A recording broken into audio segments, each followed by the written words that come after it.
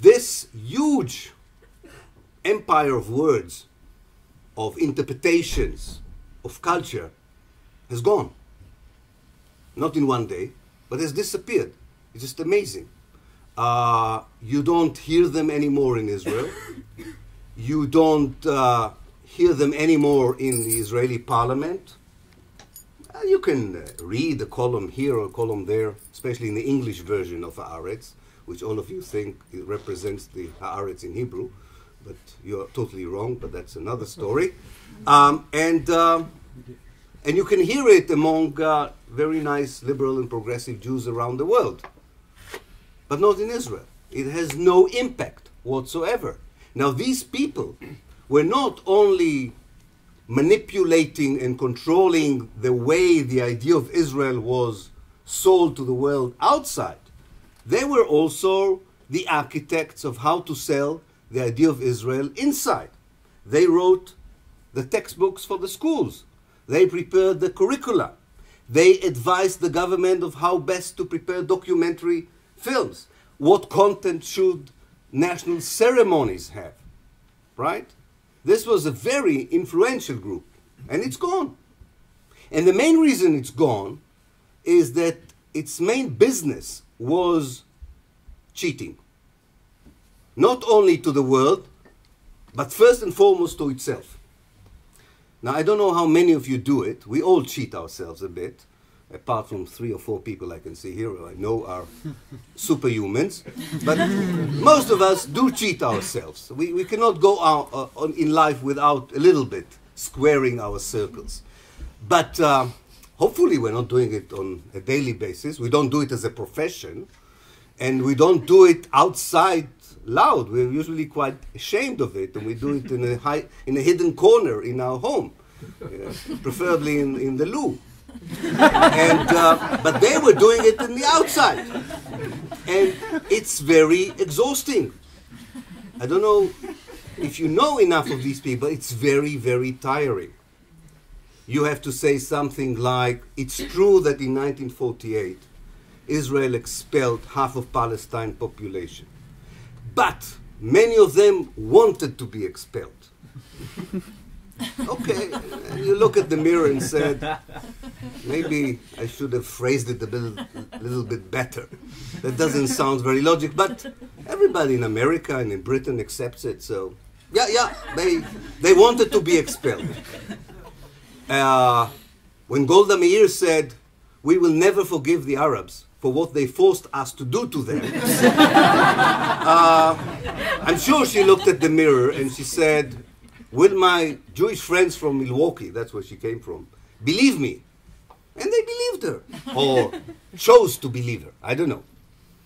And this kind of big lies, of course, is supported all the time with small lies on the ground, where you have supposedly a democratic system, but you know that in every step of the daily life of anyone who is not a Jew, this democracy does not apply to them at all. So I think the fatigue from lying, and especially from self-lying, has finally caught up with liberal Zionists. And therefore, their electoral power has dwindled.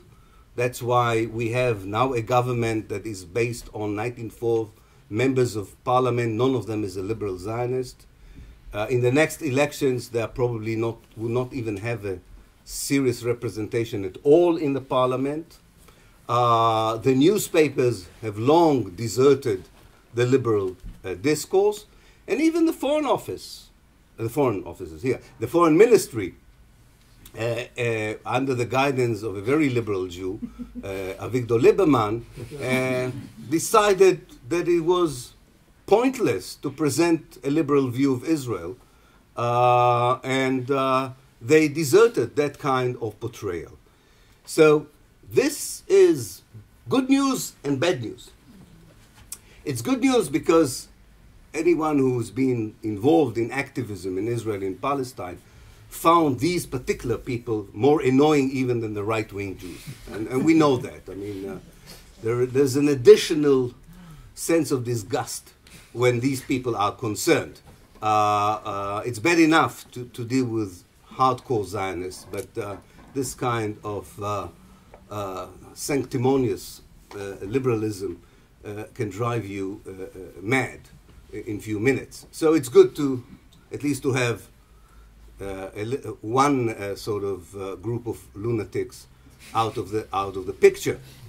On the other hand, the people who took over, of course, do not feel inhibited anymore by that counterbalance. And on the one hand, they expose Israel for what it is.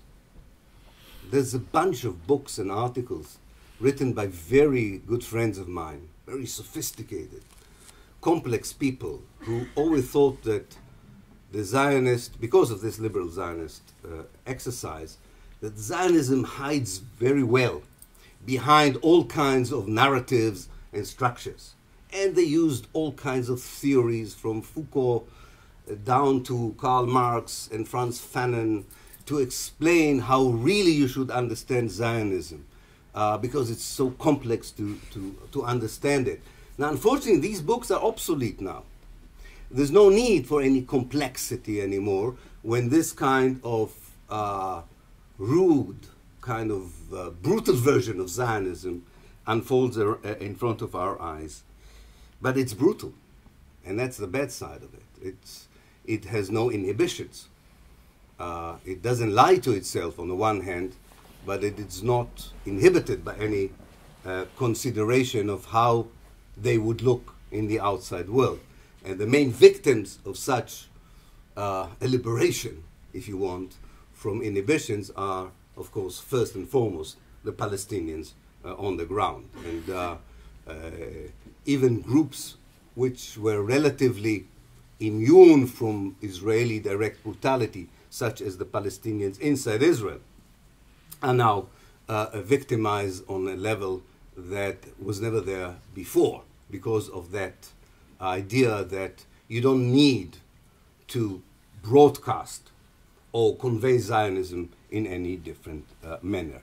So it depends very much on how much the world would be moved to action, given the fact, as the Independent on Sunday quoted, those of you who have seen it last week, that Israel is the new South Africa, mainly the old South Africa, the apartheid South Africa, and it listed all the names of the pop groups and singers and so on who refused to go to Israel.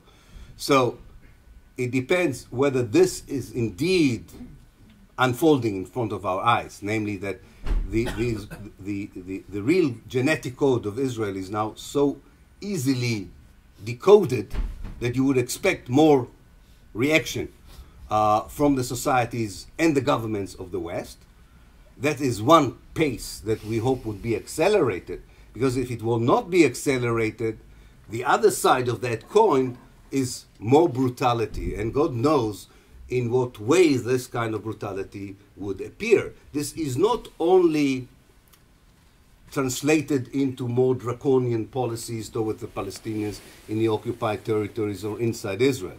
It also means that resorting to war against Iran or all kinds of other military operations could be also part of the inventory of a new kind of Israeli political and military elite that says we don't have to play anymore the game of the only democracy in the Middle East. We are now entitled to look at the future as so bleak that we are allowed to use all the power in our hands because, and that's the new discourse in Israel, we are again under the danger of being eliminated, or we need to take care of our own survival.